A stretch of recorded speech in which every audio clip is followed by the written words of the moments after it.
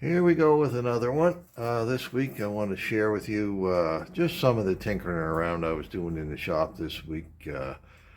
There's quite a bit of battery stuff on here this week, just basically trying to improve the performance of a few of the batteries I've got. I've had good luck with batteries in the last couple of weeks here, but sometimes you don't. That's the way it goes. Anyway, I just wanted to mention that about 66% of you folks who watch these videos are not subscribed. If you could subscribe, why, that would be great. It would really help the channel out a lot. So anyway, like I said, if you like watching this unscripted stuff with an old East Coast saltwater hick working on these old motorcycles, why, please subscribe. It would really help the channel. So let's get on with this. Well, here's another fine example where I wish I had have done at least a before and after photograph of this, because these pipes are the ones that came with the bike when I bought it. I wasn't that keen on them, but I try to use the equipment that came with the machine. It's part of the history of the machine. So anyway, I decided to try cleaning these up, and these were, especially this one on the left-hand side, it was as black as a rubber boot from here to about here from being overheated. Anyway, last year when I was doing the bike up, I did manage to get this pipe cleaned up reasonably well, at least good enough for me, but I decided to go at it again there last night with a bunch of different stuff. I started off with the blue job, and I don't know what's in that stuff. I know it's probably mostly a mild abrasive, but I kind of wonder if there's some other thing in there that causes a chemical reaction, because you can polish away with that for quite some time, and just when you think that you're not getting anywhere, you suddenly notice that the blue is starting to go away. And all of a sudden, it happens quite suddenly, that the blue actually disappears, and you end up with a straw-colored pipe, and if you keep going, you get your chrome back. But anyway, I followed that up with the old Autosol and the mother's aluminum and mag polish. That does a nice job, especially on aluminum. And just to protect it, I put some of that mother's wax on there afterward. But yeah, anyway, I'm pretty happy with the way that turned out. I mean, if I come into a little bit of extra money this summer, maybe I'll just go ahead and buy a nice new set of pipes. But I think I'll stick with those interstate type pipes on the bike. I've gotten used to the way the bike looks with them on, and I kind of think I've come to sort of like that look, so I'll stick with it. All right, well, it's Monday morning, and look what the wheelman brought for me this morning. I was kind of hoping that might show up on Friday last week, but it didn't ship until Thursday, so no chance of that. Anyway, tire came in. It's the right size, so feeling pretty good today. So I'm going to wrestle that old seat tire off the front of that. I did find some code numbers on the far side of that tire, not this side, but the other side. They end in an 8. So the tire, I'm thinking, was probably made in 78, although it might have been made in 68 too, but I kind of doubt that it's that old. The only other thing I can tell you is that the tube that was in this tire when I got the bike with that tire fitted on it, the tube was one of those old red Dunlop ones, and I saved that and gave it to a friend of mine because he has a little collection of motorcycles and stuff, so I thought he'd like to put that in the little workshop he had as a conversation piece, at least anyway. So like I say, I'm going to get that up on the stand and jack the front wheel off the ground and get that front wheel off and put that new tire on there. Well, that was a pretty quick job. Took me all of about 10 minutes to get that wheel out of the bike and the tire off. Now there is the old number. It's 278L 21932. I expect the 278 to be the date code. So that would mean it was probably made in 68 or 78. I'm thinking probably 78. And like I mentioned before, it had a red Dunlop tube in it. So if anybody knows a little bit more about tire dates than I do, just chime in the comments there and let me know what year you think that is. Anyway, there's the inside of the brake drum. That looks good. The old paint that I put in there 18 years ago is still looking pretty darn good. And I do paint the insides of my rims. I'm going to be replacing that tape, of course.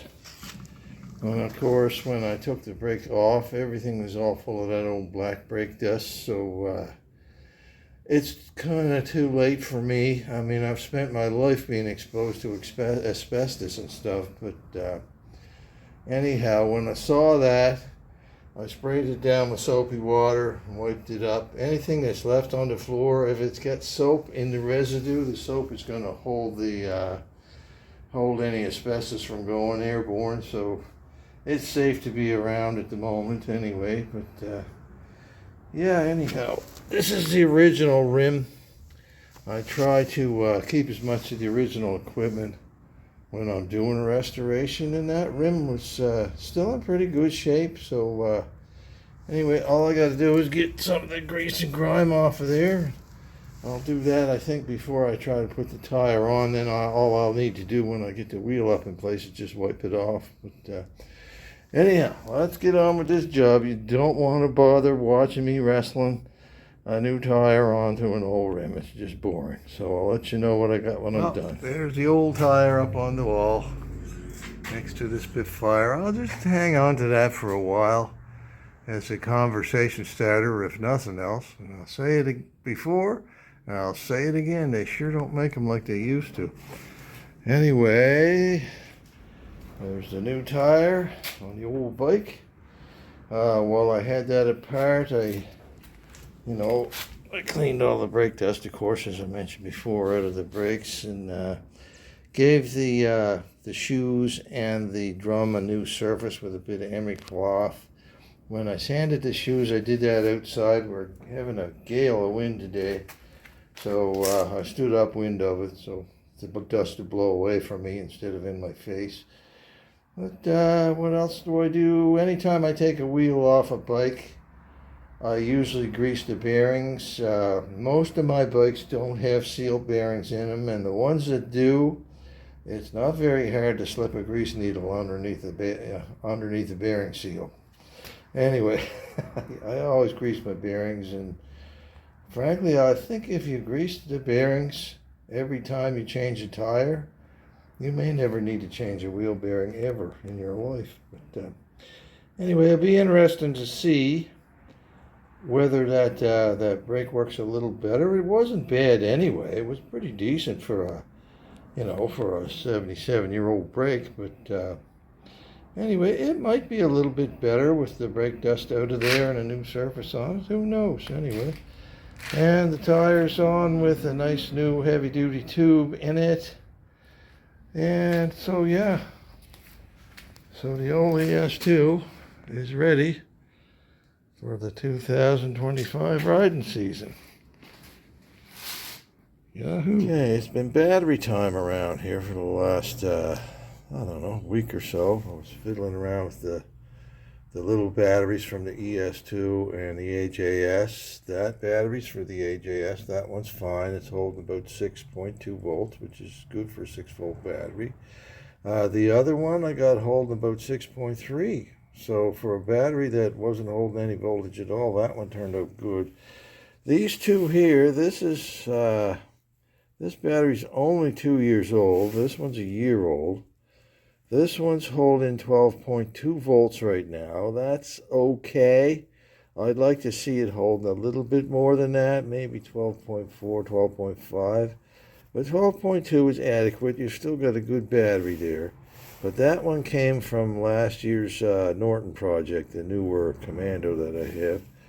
This one, of course, was from the 69 Triumph. This one was only holding 11.6. After about 3 days, the voltage would drop down to 11.6 and just hold there.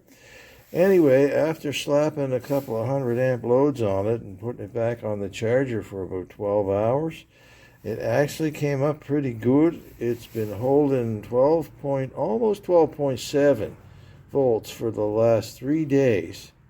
So that's pretty darn good. If she was going to drop down, she would have dropped down long ago. So the actual reading I'm getting on my meter there was 12.67. So I'm going to put that one in the Norton and just leave this one out and play with this a little bit more. See if I can get that to take a bit more of a charge than what it's doing right now. Okay, quick word about lithium-ion batteries since we're talking batteries here this week.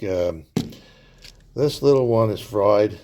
It went to its warranty date and then it died. So, but anyway, this is a Ballistics one. I don't think Ballistics is even making batteries anymore.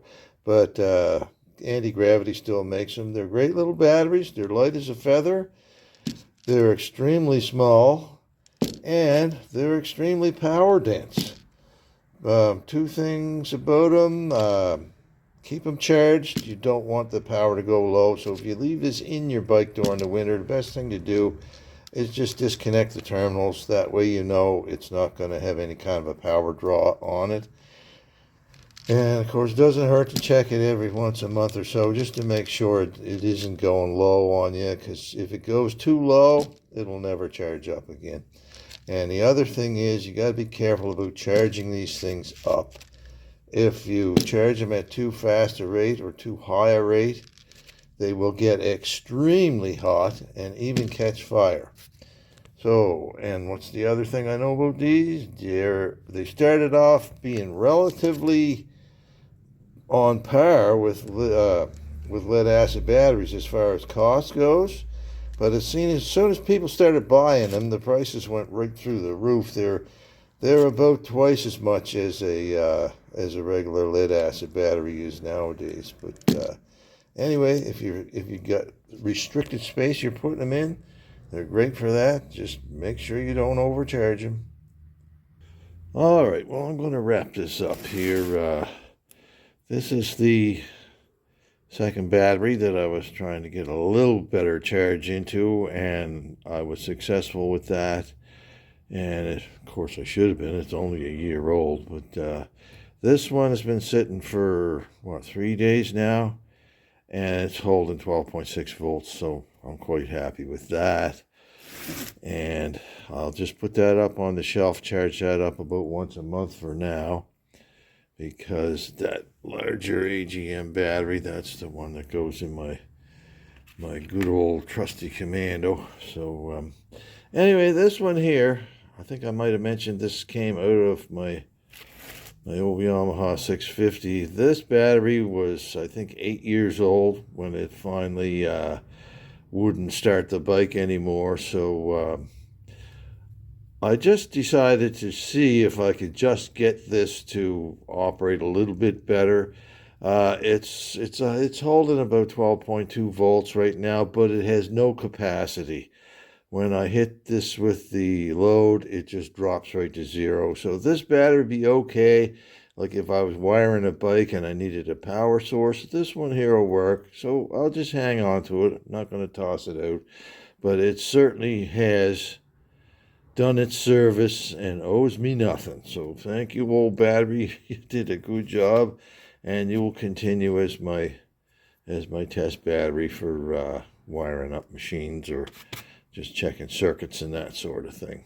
So thanks for watching. Be good to each other, and I'll have something else for you probably next week.